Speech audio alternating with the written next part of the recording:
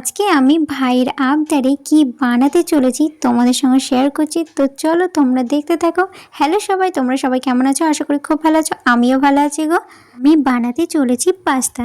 ভাই যেহেতু আবদার করেছে দিদির হাতে পাস্তা খাবে, ও যেহেতু পাস্তা চাউমিন এগুলো খুব পছন্দ করে, আর আমি যেহেতু এখন এই বাড়িতেই আছি, তো মাকে বললাম পাস্তা বা চাউমিন কিছু আছে, তো বললো না আমি নিয়ে আসবো দোকান থেকে। তাই বললো, তো আমি বললাম থাক, আজকে ও তো বললো কিছু খাবে না, না খেয়েই তো দোকানে চলে গেল কালকে। তো কালকে আবার যখন মা দোকানে পাস্তা আনতে গেছিলো, এদিককার দোকানে পাইনি, তার জন্য ভাইকে আবার ফোন করে বললো তুই বাজার থেকে যখন আসবি তখন পাস্তা কিনে নিয়ে আসিস। তো ভাই কালকে মানে কাজে থেকে আসার সময়তে পাস্তার প্যাকেটগুলো কিনে নিয়ে এসেছিলো। আর আজকে সকালবেলায় ওকে আমি বানিয়ে দিয়েছি, কাজে যাওয়ার আগে বানিয়ে দিয়েছিলাম, তাহলে খেয়ে যেতে পারবে কাজে, তার জন্য বানিয়ে দিয়েছিলাম সকালবেলাতে। আর এই দেখো অলরেডি কিন্তু আমি কিভাবে করছি সেই রেসিপিটাই তোমাদের সঙ্গে শেয়ার করছি। কিন্তু জানো তো, পাস্তাটা আমি ভেবেছিলাম মন থেকে ভালোবেসে যে পাস্তাটা রান্না করছি, কিন্তু এই মশলা দেওয়ার সময়তেই আমার মানে গড়বড় হয়ে গেছে, তারপর বেকার হয়ে গেছে পাস্তাটা।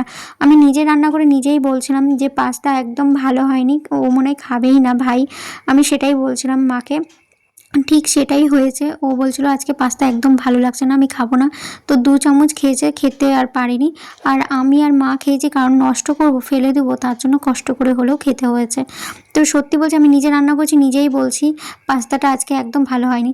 আমি মা যখন আমাকে এই যে সস তারপরে পাস্তা মশলা দিয়েছিল, পাস্তা মশলার প্যাকেট মানে সাইডে ছিল, আর আমি মশলা না দেখেই আমি বিরিয়ানি মশলা দিয়ে দিয়েছি। তোমরা কেউ রহস্য বা হেসো না, কারণ আমি মানে দেখিনি, পরে আমি যখন দিয়ে দিচ্ছি, দেওয়ার পরে আমি মশলা প্যাকেটটা দেখছি কী ব্যাপার, এটা তো হচ্ছে বিরিয়ানি মশলা, আমি মানে না দেখেই দিয়ে দিলাম, ছি। আর যেহেতু দিয়ে দিয়েছিলাম তাও কিছু করার নেই, কারণ তারপরে খুব আফসোস লাগছিল, খুব খারাপ লাগছিল। আর আমি মাকে বলছিলামও যে আজকে পাস্তাটা কিন্তু একদম ভালো হবে না খেতে। তো মা তো গরম গরম খেয়েছে, মা বলছে না ভালো লাগছে, কোনো খারাপ লাগছে না। মার তো তাও ভালো লেগেছে বলছে। আর আমি নিজে যখন খাচ্ছিলাম তখন আমি বলছিলাম একদম ভালো হয়নি, আমি এরকম পাস্তা বানাই না, আমার নিজেরই ভালো লাগছে না, তো ভাইয়ের কী করে ভালো লাগবে সেটাই বলছিলাম। তো যাই হোক, তো নেক্সট টাইম যখন আবার বানাবো ভালো করে বানিয়ে ওকে খাইয়ে দেবো। তো যাই হোক, তো ভিডিওটা কেমন লাগলো অবশ্যই তোমরা কমেন্ট করে জানিও, আর তোমরা খারাপ কেউ কমেন্ট করো না। দেখা হচ্ছে নেক্সট ভিডিওতে। বাই সবাইকে।